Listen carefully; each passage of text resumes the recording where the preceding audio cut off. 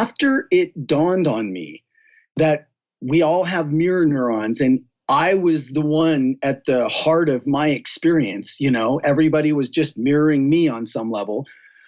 When I took that on and started living like that was true and really being conscious of what I was giving other people to mirror me, life before that felt like life was happening to me. Life after that now feels like I'm happening to life. And that's just a fundamentally positive distinction. That is just a nice difference. Life doesn't happen to me anymore. I go out and happen to life.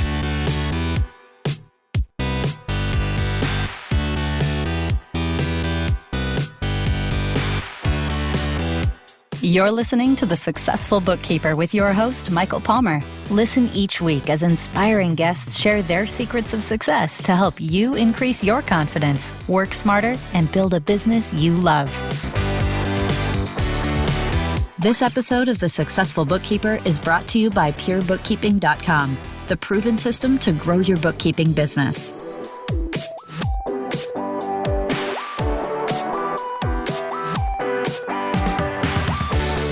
Welcome back to the Successful Bookkeeper Podcast. I am your host, Michael Palmer, and today's show is going to be an awesome one.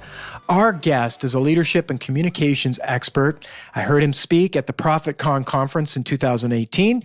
His talk was titled Automatic Influence, the Power of Neurobiology. John Bates, welcome to the podcast. Thank you. Great to be here, Michael. Well, it's great to have you. And as I mentioned, seeing you speak at ProfitCon was absolutely awesome. Your style of speaking and as well the content is just, you make it so accessible. And I think your story is just incredibly inspiring. And so thank you so much for being so generous. You're traveling all over the world sharing your message, and yet you've given us your time to come and share your story here.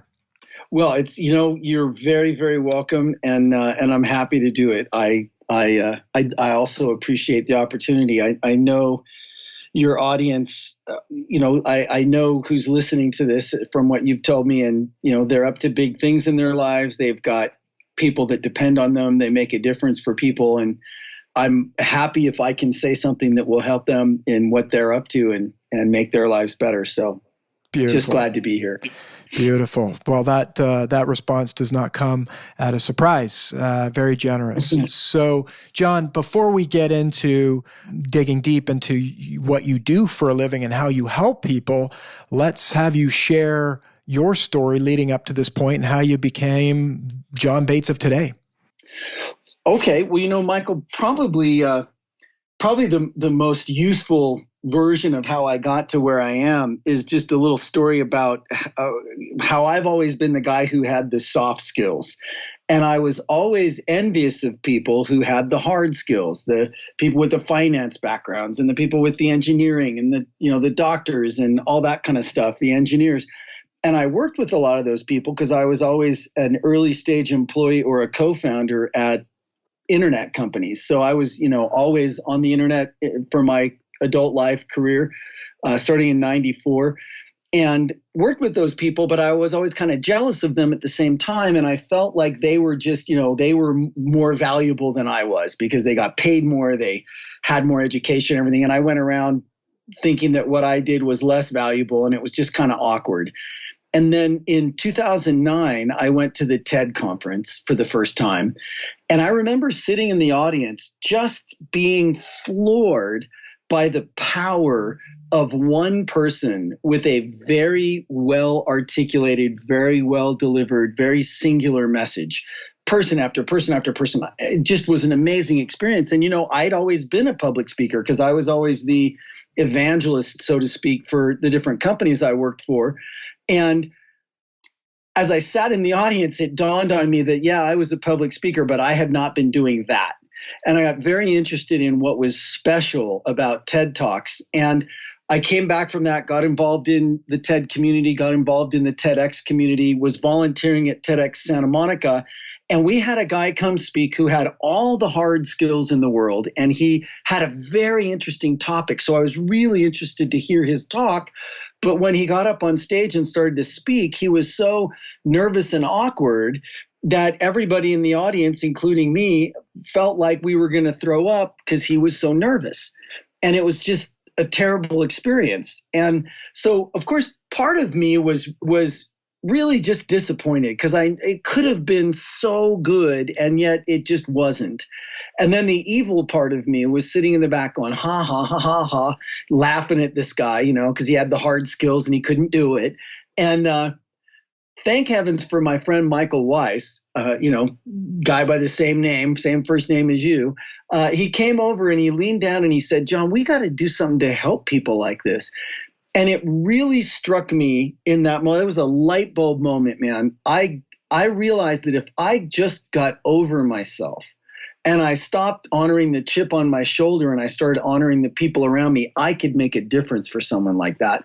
So I went home and I started working on what I now get to deliver all over the world. It turned out to be a really good approach, purely by accident, but good idea anyway. I based everything I did in human evolutionary biology and human neurophysiology so I could show people not only people with the hard skills, turns out everybody wants to know, so I could show people not just what works with when it comes to communicating with human beings, but why it works based in science. And that makes an enormous difference, especially for people with the hard skills who come from a very logical background and like processes and like to understand why they're doing something. When I give people like that the principles that I share, they go off and do the most amazing things with it.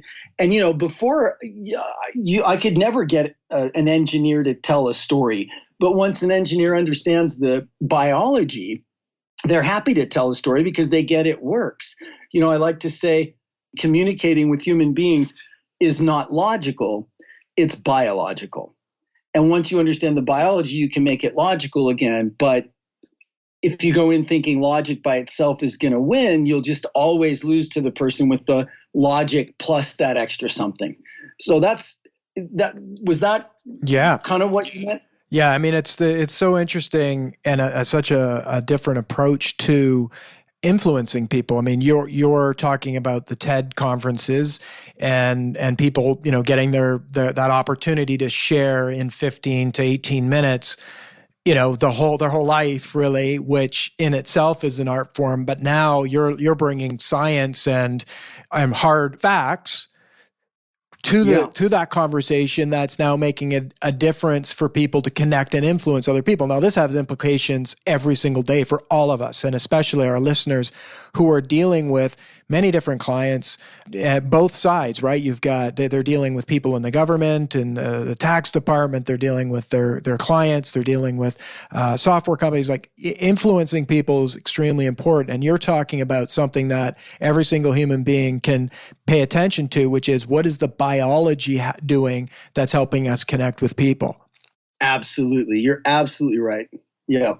And so what this is now launched, tell a little bit about how you're impacting business owners. How do you actually help them harness the power of this biology and start using it in their talks and their connecting with other people?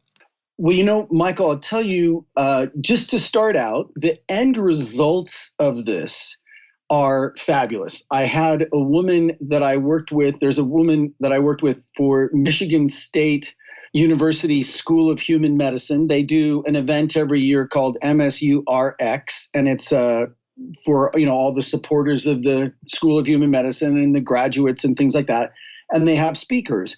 And I always work with them to train their speakers and get their talks to be just really great in that very powerful TED format. They get somewhere between 10 and, even sometimes 8 to 18 minutes. And this woman works on childhood neuroblastoma, a really horrible cancer. And she worked with me for her speech, for her TED-like speech at this Michigan State University event. And then she went on to 10x her fundraising for her institute to do her research, because the things that she learned about human biology and connection and influence just from doing that TED-like talk with me made her that much more effective also in her fundraising. So if 10xing your fundraising or 10xing your sales sounds good, then this is definitely stuff to pay attention to and think about. And, I've had a lot of other instances like that where the coaching that I brought turned around companies that were raising money. They had been out, they had tried everything, they were ready to throw in the towel. They worked with me, went out one more time and got their investment, got all they were looking for and more, or got acquired by one of them by DreamWorks, that kind of stuff.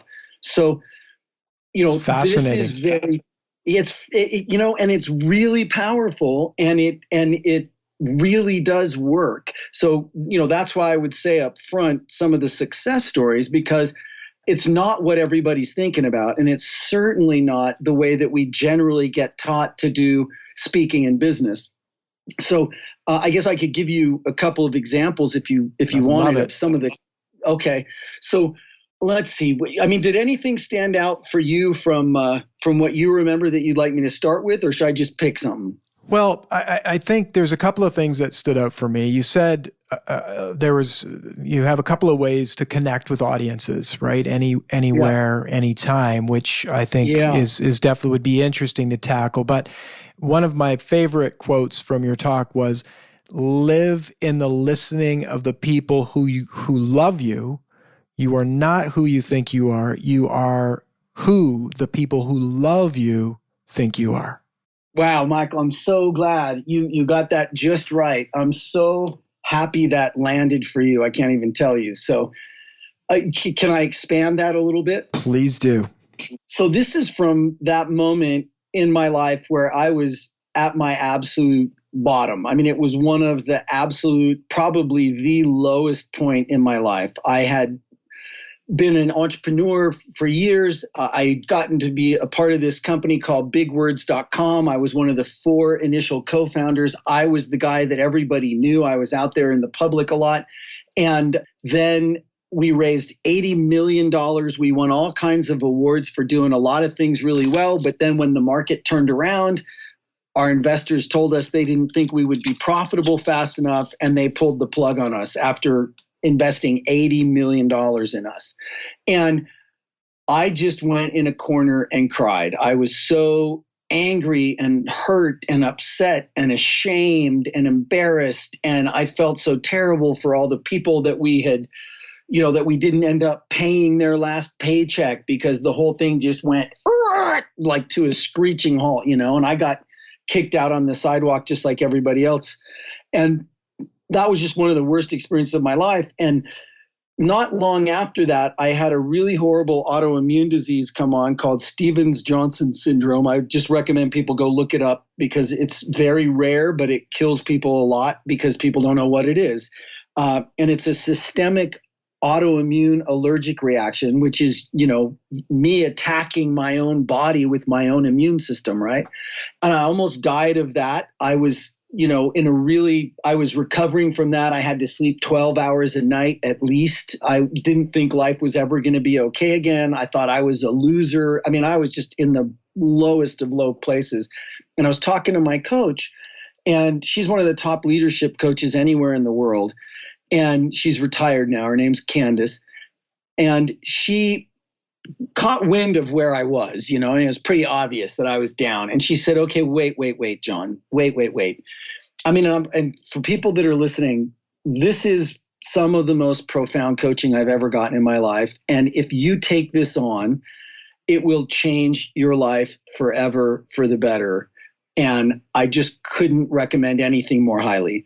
So she said, "John," and wherever you are, Michael, you obviously heard something for yourself in this. So whatever the specifics are, replace them with your own specifics. But she said, "John, when you go down that tunnel of I'm not good enough and I'm a loser and I'm never going to be okay, and beating yourself up and being super hard on yourself and all that stuff, that whole world of stuff that you're doing, when you go down that tunnel, I just want you to know there is no light at the end of that tunnel.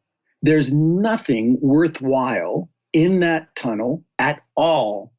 So what I want you to do is promise me, John, that when you go into that tunnel, the minute you notice you're in that tunnel, I want you to promise me, whether it's been a day, a week, a month, it doesn't matter. But the minute you notice you're in that tunnel, I just want you to back out. Promise me you'll back out. And I said, okay, Candace, I promise I'll back out. And she said, here's what I want you to do instead. I want you to live in the listening of the people who love you, because who you are is not who you think you are. Who you really are is who they think you are, because that's how you show up in the world. And, it made me cry. It's going to make me cry right now. It was such a beautiful way to see myself, to take a minute and look at myself through the eyes of the people that I know genuinely, deeply love me, like they light up when I walk in the room, and there are those people in your life too. And that's who you really are, is who they think you are. And to let that in, and to just, on those days when I couldn't really get out of bed for myself, I got out of bed for those people. And when I wanted to beat myself up, I stopped, because they love me so much, I wouldn't want to treat someone they love that way, including myself. And what became really clear to me, Michael, that got me through the toughest days, was that I want to be a safe space for people. It's really important to me to be able to be a truly safe space for people that I love, that I care about. And I couldn't do that if I was not a safe space for myself. So on those days when I was driving down that tunnel and it felt really comforting, like, really nasty, not healthy, but super tasty comfort food, the way that I got myself to back out was to think about that, like, if I'm going to do this to myself, then no one around me is going to feel safe until I stop beating myself up like this. So, that was a profound moment in my life. And if anyone listening is suffering from an autoimmune disease, I know it's real. I almost died, and that was not in my mind. But where that came from, I believe, was in my mind. I think that an autoimmune disease, by its nature, is me beating up on myself with my own immune system. It's me attacking myself with my own immune system. And when that dawned on me, and I started meditating and forgiving myself and living in the listening of the people who love me, and backing out when I was in that tunnel of I'm not good enough or I'm beating myself up, as I started to do that, my autoimmune disease diminished dramatically. And I believe that there is a very strong connection between being hard on yourself and having a problem with an autoimmune disease. It's not a one-on-one correlation. I'm not saying that.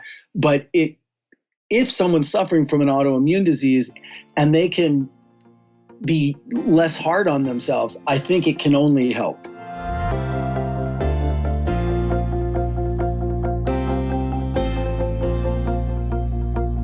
I would agree, and I think it's probably a couple handfuls of other conditions in people's lives. The fact that if we just stop, I can't speak for the listener right now.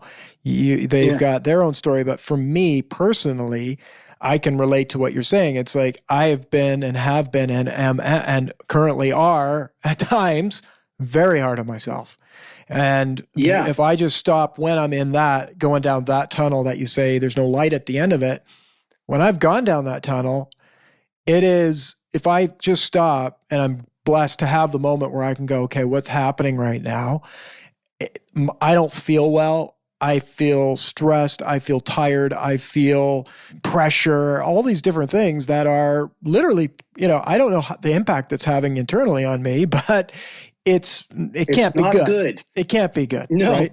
So there's, it could end up, it's like we could all end up in that autoimmune disease if we're not careful, or something else. Like, what's this leading to? And unfortunately, it's like anything, you do something for 20 years and then you go, gee, that just happened. Well, it took 20 years to get there. And I'm sure if you look back on your life, probably similar, right? The pressure you put on yourself and all that. It's like, the chain, one of the links broke.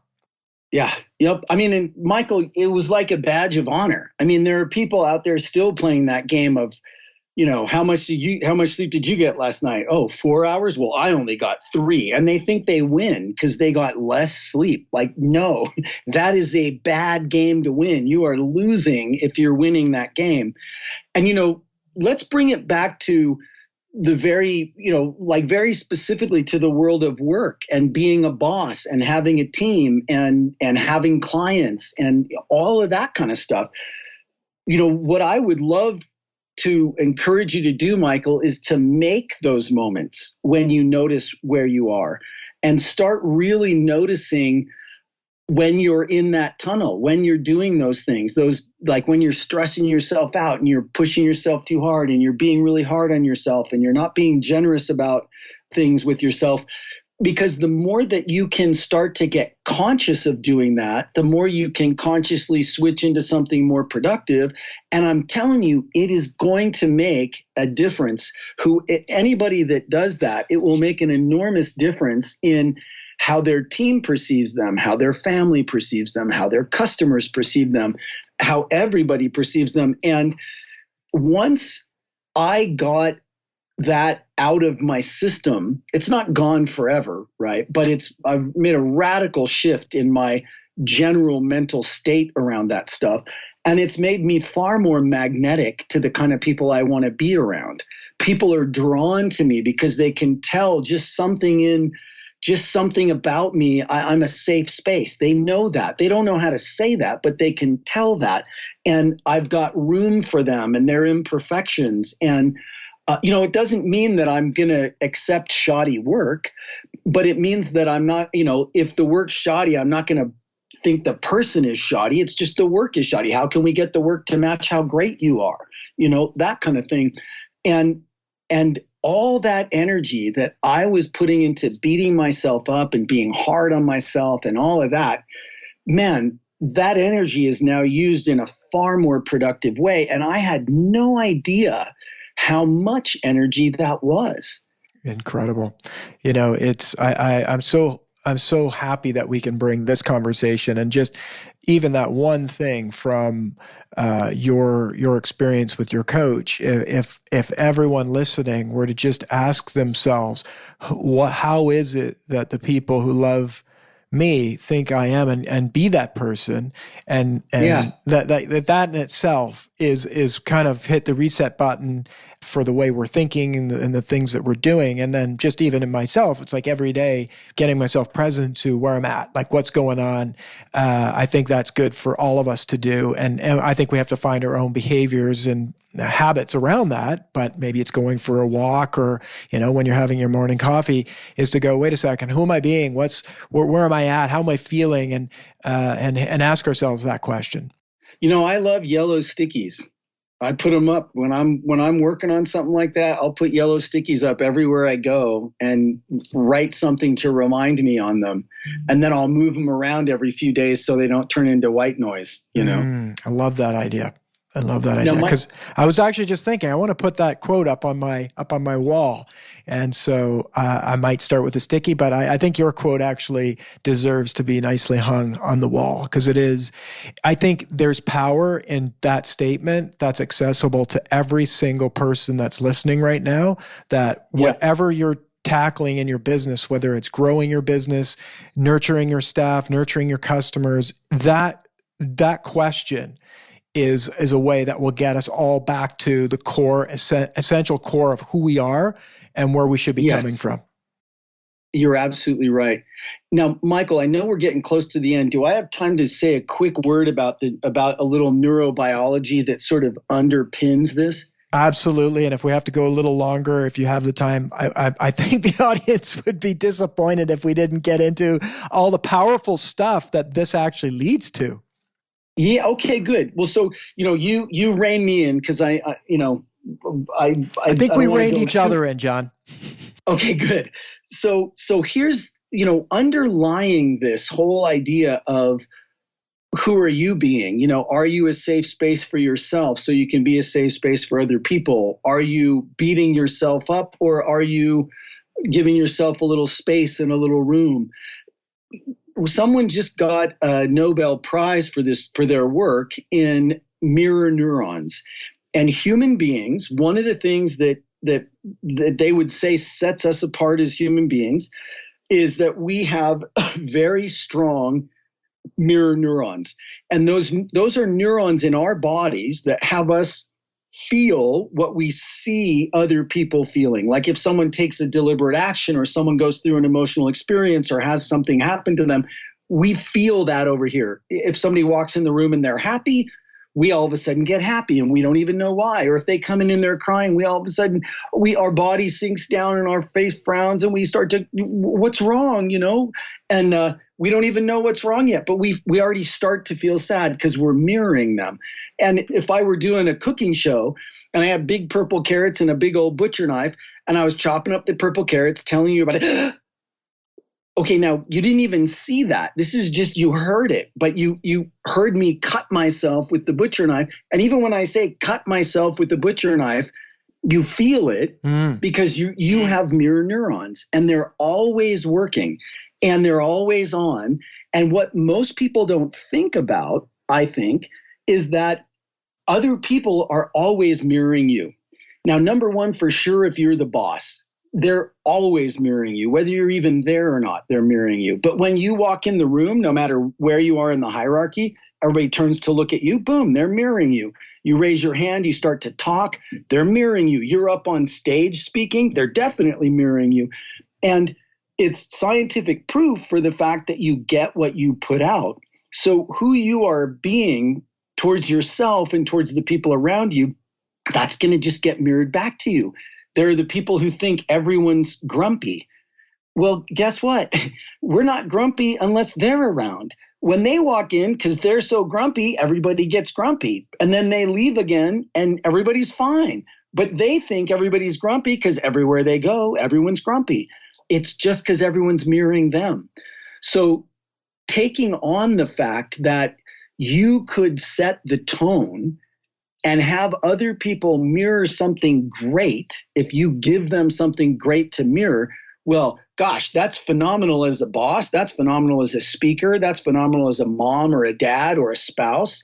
That's, and that's one of the physiological mechanisms that I believe underlies why that coaching was so effective. Not only helped me get over my own immune system, but had me become somebody that people just liked to be around a whole lot more, Amazing. I think that it is fascinating and as well so accessible, right? It's just to think that, if we think of control, right? We could have a whole conversation around control, but if we just actually think about the fact that if we want to alter our life, our world, and our environment, it's just a matter of choosing a new way of being, which other people will start mirroring. We'll start mirroring them. It's like you're creating a cocktail of greatness versus just adding to whatever we have every single day if we just keep being the same way that we are. You're absolutely right, Michael. You're absolutely right. And, I think I might have said it at the speech, and I know that to me, this would have sounded kind of cocky before, but I really don't mean it like that. I just mean it as an actual, truly lived experience that I've had. After it dawned on me that we all have mirror neurons, and I was the one at the heart of my experience, everybody was just mirroring me on some level. When I took that on and started living like that was true and really being conscious of what I was giving other people to mirror me, life before that felt like life was happening to me. Life after that now feels like I'm happening to life. And that's just a fundamentally positive distinction. That is just a nice difference. Life doesn't happen to me anymore. I go out and happen to life. when I have this, when I have my game on and I am conscious of what I'm giving people to mirror, man, I happen to life. And it's that easy. Just like you said, Michael, just exactly what you said. It's so easy. It's just a choice.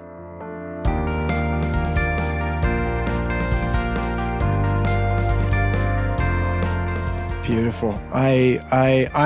I'm inspired and empowered by this conversation. I can only imagine our listeners are as well. This is something to take on right now. We are happening. Our life is happening. How did you say it? You are happening. Life is not happening to you. You're happening to life. You can go out right now and instead of letting life happen to you, you can start happening to life. I love it. Because you get that you're in charge of what you put out is what you get back. You're in charge of how things are going to go for you. It's not that life is happening to you. It's that you're already happening to life. It's just getting present to it. Exactly. And so I encourage every listener, make it happen now. You're happening to life, and take that into the day, take it into the next week, take it into the rest of your life. There's great things ahead. Now, I'm going to say this is not the last time this conversation is going to be happening, because I absolutely love this. This is what I love doing these podcasts, is I'm hearing sort of another, after hearing you speak, it's like I'm hearing it in a whole new way that I don't think I was hearing at that talk. There was a lot of other incredible thoughts and ideas, but that one right there, that's very empowering. Before I let you go, John, I'd love, you shared the 3 ways to connect with any audience, anywhere, anytime. I thought they were fabulous. And I think a lot of our listeners, their audience would be networking meetings. They would do business presentations. They're maybe not doing a TED conference, right, with hundreds and hundreds of people, but they're going to have 40, 50 people potentially in a room. And it's quite often that this would happen. So I think it would be gold if you could let our listener know what those 3 things are. Okay, I'd be happy to. So, I mean, and this is the gold here. This is one of the things that I get brought in to share with audiences all over the world. So I'm going to give it to you here, Michael, and to your audience. You've already given us so much gold. I think it's like this is all gold, but this is like the heavy, big gold bar gold. Yeah, here you go. Here's the gold bar. I mean, and this was the good news is, all 3 of these things, you don't even have to believe me. I'm quoting people who are phenomenal people who are well-established authorities, and I'm giving them my full backing as well. And these are the 3 ways to connect with and inspire any audience, anywhere, anytime. And if you build all 3 of these into your talk or your pitch or your 10-minute introduction or something, I'm guaranteeing you right now, it will be an out of the ballpark hit. So write all 3 of these down, and anytime you can, include at least 1 or 2 of them. But if you can do all 3, even better. And, it's actually pretty easy because they go together really well. So number 1 is from a guy named Les Brown, who's one of the most highly paid, most highly requested, phenomenal, motivational keynote speakers in the world. And he told me, people don't connect with your successes. They connect with your messes. Your message is in your mess. Now, he doesn't mean just get up and complain. That's not, that's nothing new. But if you are someone who is courageous enough to not only share with us someplace that you fell down, that you failed, that you had your heart broken, something that really was crushing to you at the moment, and what you got out of it, that's really valuable information. And I'm going to say, Michael, it's one of the reasons I think that coaching, back out of the tunnel and live in the listening of the people who love you, I think it's one of the reasons that landed so much for you, because I was willing to share with you that came out of a near-death experience after losing a company that we had raised $80 million for, So it was a big deal for me, and that's something that I really, truly got out of that. And the fact that I almost died to get it, well, hey, now I can share it with you, and you don't almost have to die to get it. But if it means something to you, boy, there you go. Exactly. Now, one quick thing about that, I think that's a fundamental characteristic of a great leader, because it's easy to be a leader at the buffet table, right? Follow me, I'll go first at the buffet table, but that doesn't make any difference, and everybody would be happy to go first. This kind of thing, no one wants to go first.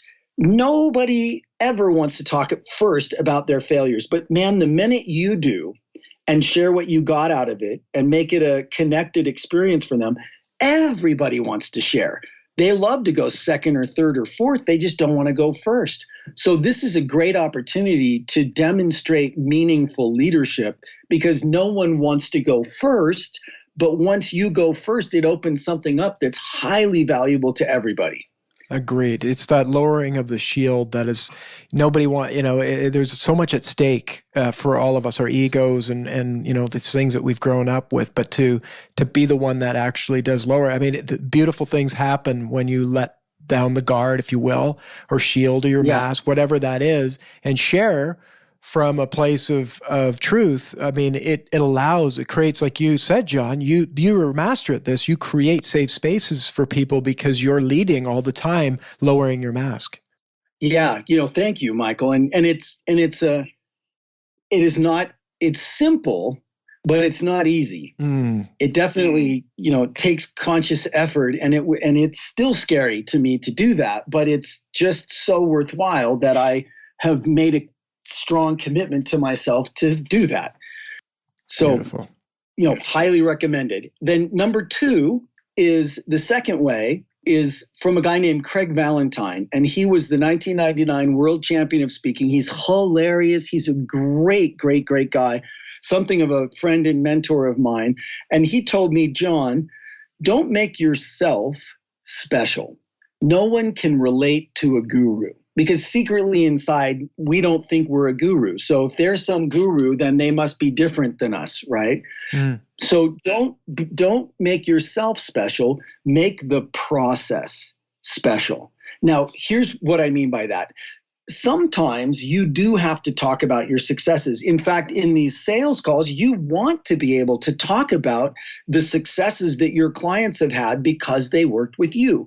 So if people don't connect with your successes, then how do you do that? Well, this is the way. Instead of making it seem like you're some kind of special guru, you talk about your success and then you pinpoint the process that led to that success. So a quick example for me is that in high school, I won every speaking contest I ever entered in all 4 years of high school. And only one time did I not take first, second, or third place in any of those contests, and that was my freshman year. And the judge that gave me that loss found me 2 years later and apologized to me and told me I should have won, and he had already regretted that decision, and he just was glad he could apologize and tell me. So pretty good record in high school, first, second, or third every time I entered anything. And if I stopped there, it might seem like I think I'm somehow special. But here's the truth of how that happened. I had a world-class coach at my public high school right down the road at East High School here in Salt Lake City, Utah. I had a world-class public speaking coach. And lucky for me, I thought he was really cool. And so I was totally coachable purely by accident. But I did the things that people that get great at something do. They find a great coach and they are coachable. Tiger Woods had multiple coaches, none of whom could beat him, but they all together had him beating everybody else for a really long time. That's the power of finding a great coach and being coachable. That totally lands, and I'll let you finish the story, but I just love that story. All I was going to say is, so when you talk about your successes, Michael, and the things that you do really well and the great successes that your clients have achieved, all you need to do is pin that to a process. One of the things I think might be helping your clients is profit first. Applying that system, boy, that's all we got to do. And bingo, look at what happens. And so that takes the focus off you being someone like some sort of special guru they can't relate to, and it puts it on the process. And now, hey, I could do that too. Yeah, absolutely. And in this industry, I mean, for bookkeepers to talk about their successes and I mean, it is a process. They go through a process. Make the process a special process, and it's also a unique. It separates you from everybody else, which I just love. That that one's almost got like a couple of great advantages. Huge, right there, right? It's your special process. It's your unique advantage over just the average bookkeeper. You know, the process is there. That's what's going to really turn people on to want to work with you because, oh, well, he's got a process, you know. Love it. So then the third one is one of my favorites. And this is, I mean, they're all my favorite. What can I say? But this one is from a woman named Nancy Duarte, who is just a fabulous communicator. She's very good at using things like PowerPoint and Prezi. So she's a visual communications expert. And she's done a lot of the great slides for many of the well-known TED Talks. And she says, don't be the hero of your own talk. Make the audience the hero. Now, that's pretty obvious in retrospect, but when you make the audience the hero, boy, do things go well. So she says, don't be Luke Skywalker, be Yoda or Obi-Wan. And the distinction there is that Luke's the hero. You know, he's the one who's out there. He's swinging the lightsaber. He's doing battle with evil, and he's the star of the show. Well, if you go do a talk like that, everybody will think good for you, but man, it's not going to mean anything to them. Whereas if you go on stage and you have in your mind that they're Luke Skywalker, they're in the middle of their transformative battles and they're on their hero's journey, and you're more like Obi-Wan or Yoda, you've done your journey. You've found some really valuable tools that can help them on their journey. And here you go. I'm going to hand you the lightsaber.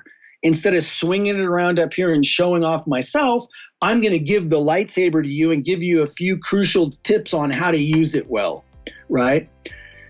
That is what the audience is going to really respond to. So don't be the hero of your own talk. Make the audience the hero.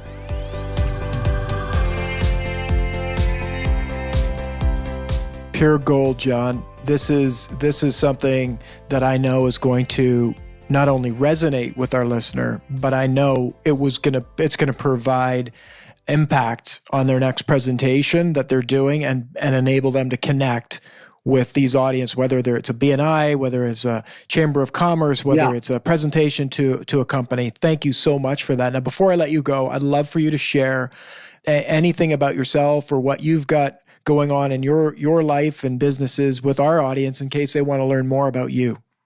Okay, so here's one thing, Michael. This is a little gift I'd like to give people. It's about a 3-minute video, and it talks about finding and creating your own superhero origin story. Now, it's not about you being a superhero. We just talked about that. It's about your origins.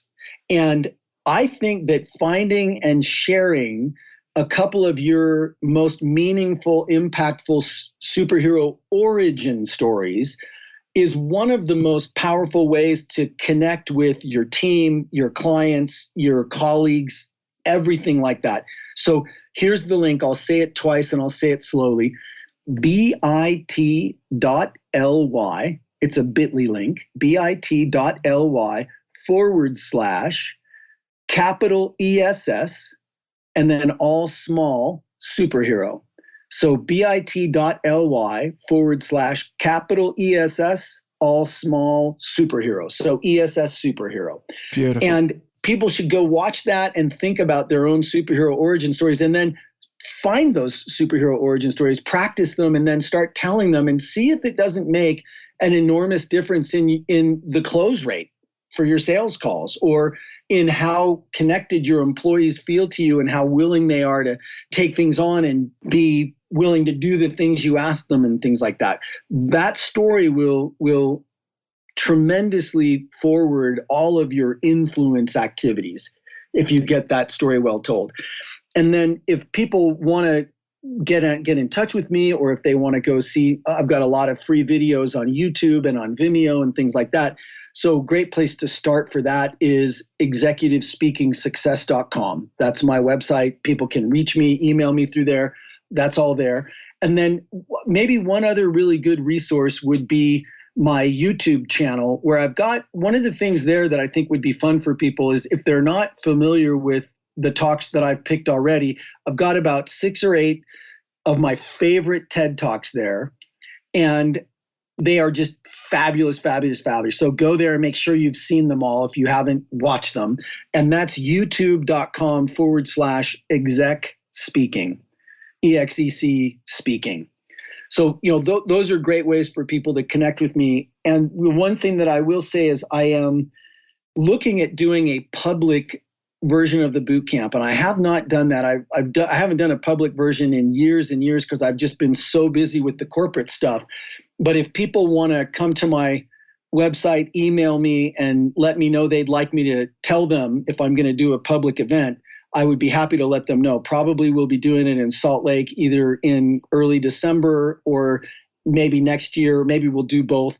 But if people are interested in that, then that would give me a little spur to make that happen. And I'm definitely thinking about it because, I just doing these closed private corporate events is fantastic, but it means that I don't get to reach a lot of people who can't, wouldn't be there otherwise. Absolutely. Well, I think it's great. There's a bunch of links. We're going to have all of these links down below in the show notes so that you can just click and get those. And I would encourage you not only to consume what John has put together and his life's work really on helping people connect with audiences all over the world, but take speaking and connecting with others. This is very relevant to growing your business, which we love to see happen. So, John, this has been great. You have generously given us so much of your time. I appreciate it. On behalf of our listener, I thank you. You're very welcome, Michael. Let's touch base again in a little while and maybe we'll do it again. I had a blast and I appreciate being able to share this with the people that matter to you. And I just hope it makes a difference. So I think it will. People take it on. I know it made a difference for me. So many things. I think we've covered so many. I think it's excellent, and thank you. I'd love to have you back and hear what's happening on your road around the world, sharing this work with everyone where you go. Thank you, Michael. Well, that wraps another excellent episode of the Successful Bookkeeper podcast. To learn more about today's wonderful guest and to get access to all sorts of valuable free business building resources, you can go to thesuccessfulbookkeeper.com. Until next time, goodbye.